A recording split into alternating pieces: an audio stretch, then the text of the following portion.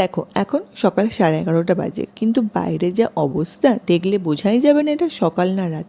বাড়িতে অনির্বাণ ছিল না, বাপিও ছিল না, আর এই রকম ওয়েদার দেখে পিথু তো খুব ভয় পেয়ে গিয়েছিল।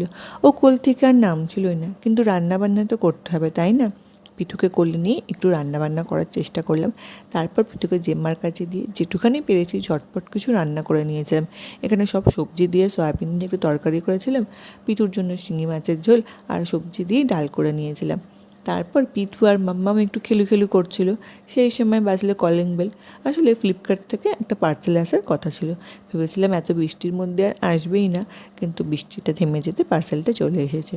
একটা ড্রেস অর্ডার করেছিলাম, কালারটা আমার ভীষণ পছন্দ হয়েছিল। আর চলে আসতে দেখলাম যে জিনিসটা বেশ ভালোই আছে, তো একটু পরে দেখে নেব যে সাইজ ঠিক আছে কি না।